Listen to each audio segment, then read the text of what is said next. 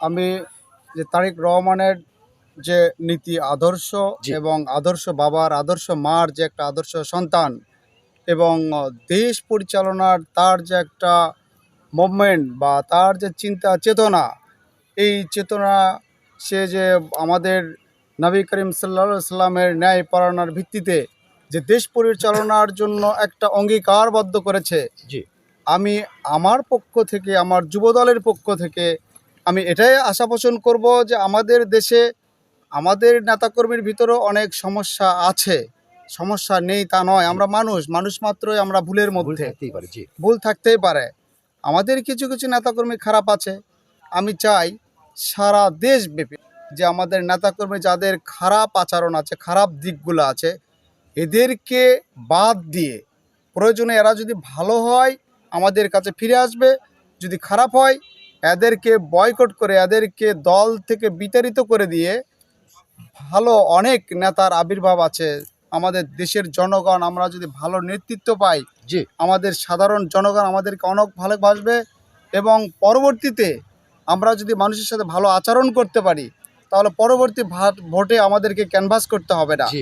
আমাদেরকে তারেক রহমানের নেতৃত্বে বাংলাদেশ ৩০০ আসনেই আসন পেয়ে পরবর্তীতে নির্বাচিত হবে এবং আমি তারেক রহমানের কাছে একটা আশা পোষণ করি। এবং পাশে আমাদের থানা কালাই আক্কেলপুর খেতলাল, সেখানে বারিক স্যার আছেন, তিনিও মন্ত্রী লেভেলের লোক। আমাদের শামীম কায়েদ স্যার, তিনিও মন্ত্রী লেভেলের লোক। আমাদের পাশে জাহিদ স্যার আছে, তিনিও মন্ত্রী লেভেলের লোক। আমরা চাই তাদেরকে তারেক রহমান সঠিকভাবে তাদেরকে নির্বাচিত করবেন এবং তাদের সম্মাননায় সম্মানিত করবেন। আমি এটাই আশা পোষণ করছি। আমাদের দেশ সামনের দিকে, আমাদের দল এবং দেশ, আমাদের তারেক রহমানের কথাই যে আমরা সবার আগে বাংলাদেশ।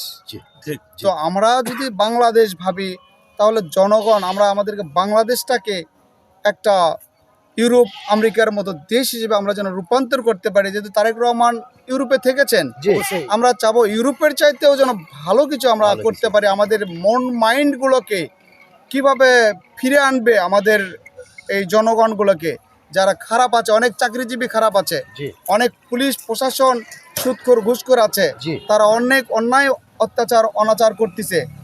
প্রতিটা দপ্তরকে ঘুষমুক্ত করে ন্যায় প্রতিষ্ঠার ভিত্তিতে দেশ পরিচালনা করলে আমরা সন্তুষ্ট, যুবদল সন্তুষ্ট, দেশবাসী সন্তুষ্ট। অসংখ্য ধন্যবাদ।